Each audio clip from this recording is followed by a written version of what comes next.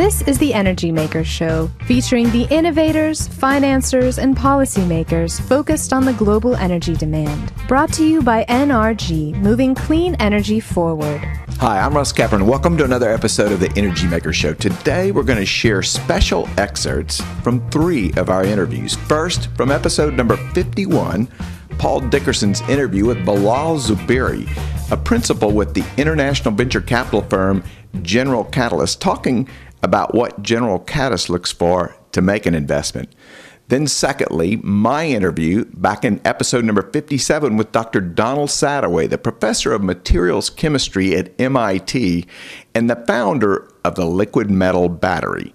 And then lastly, Paul's interview from episode number 32 with Ron Bolen, the managing director of da3Co, offering a great description of the impact of horizontal drilling and hydraulic fracturing.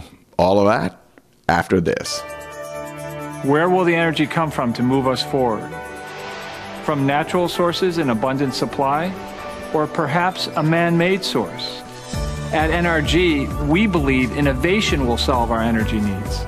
That's why NRG is moving away from fossil fuels towards wind, solar, and other sustainable technologies to power the smart grid, the electric car, and our clean energy future.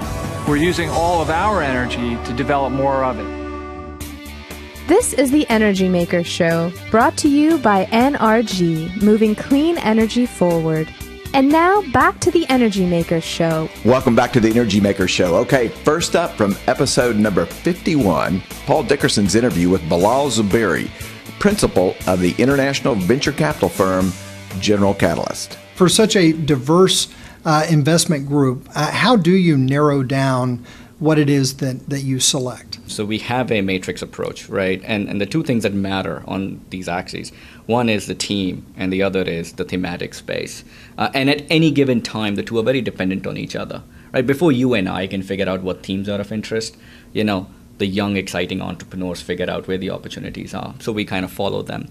But thematically, we're very interested in large industries that really haven't seen technology move them too much, but they're starting to learn about it. In terms of people, I always refer to, this is the second cycle of clean tech since the last 2 years. Right. The first cycle ended in 2008. Yep. In that cycle, I was an entrepreneur. You were in the government helping that cycle happen. I think there are lessons that we learned, and I think we're doing things a bit differently now. The next generation of clean tech entrepreneurs we're seeing, they have, they're sober, they have deep technical backgrounds, they understand the space well. They know that this is the long run. This is going to be 8-10 years before you build a big company. Sure. And at the same time, they're hustlers. They're not sitting back and waiting for the customers to come to them. And if the customer is in China or Indonesia or Africa, they're flying out there and finding them. Well, and how do you find that these entrepreneurs get your attention? The most important thing that these entrepreneurs can do to get my attention is to tell me about their customer experience. Right? I want these entrepreneurs, even if it's just a paper plan right now, to be talking to customers. I don't want to be the one calling up BP or Shell or whoever to figure out, is this thing useful to you? Tell me that you've spoken to them and tell me who you've spoken to and who I should talk to. That catches my attention any day. That's the mistake I made as an entrepreneur. I thought if I build a widget, everybody will come and want to buy it. That's not how it works. To me, what's unique about the successful investors I know, they've not only been on the investor side, but they've been on the entrepreneur side of the equation. I take it General Catalyst as a firm values that. Not only do we value that, our motto, if you look at our website, it's General Catalyst Partners, Entrepreneurs, Investing in Entrepreneurs. So every single one of us, have built companies, sold companies, taken companies public. We've been in situations where we've had to hire people, we've had to fire people, we've had to figure out how do you make payroll, where we've had to figure out strategy doesn't work, how do you pivot into something different. Yeah. Technology reaches dead end sometimes, and then you have to find alternate ways of doing the same things. So you create a certain sense of empathy with the process. You create a certain sense of respect for the entrepreneur. You don't look at them as successes and failures. You look at them as people who are growing up and maturing and building companies. And you have a healthy dose of reality about, there's no easy markets. There's no quick flips here.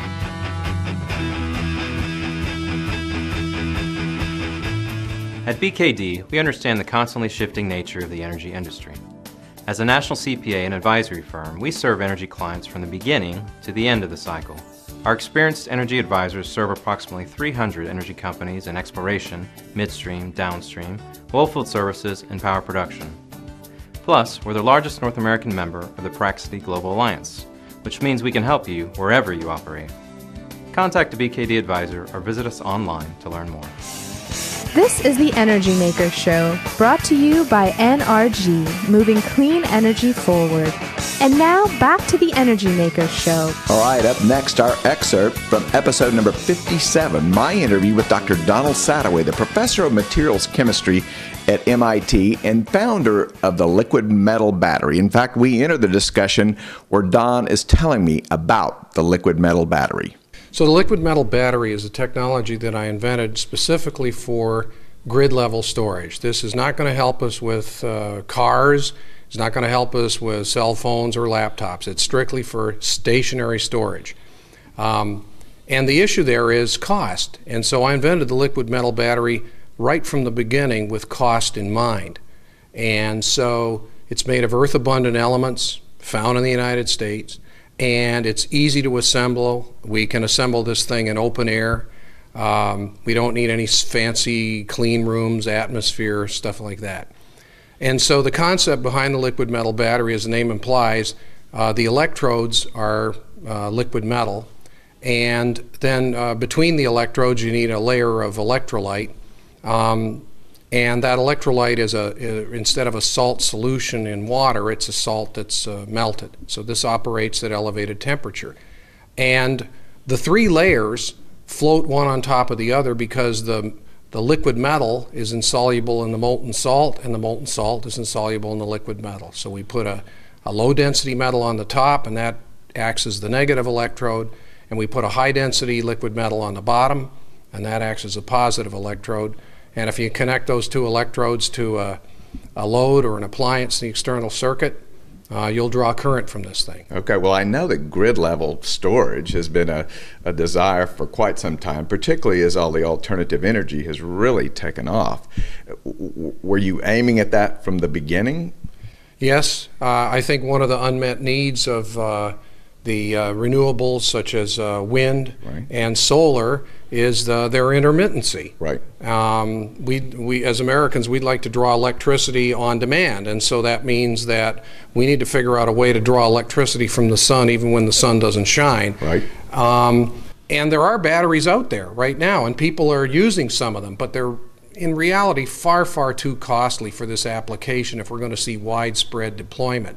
So my goal was to invent a battery technology that could work, but also hit the price point. And then as I got into it, I realized that there are many, many uses for energy storage in the conventional grid. And so this battery is proving to be a boon to not just the renewables, but also to make today's grid more reliable, reduce the wide price swings, and to reduce the cost of the ratepayer. I mean, right now we've got about 30% excess capacity that's sitting there for less than 1% of the time when we go to this super high demand.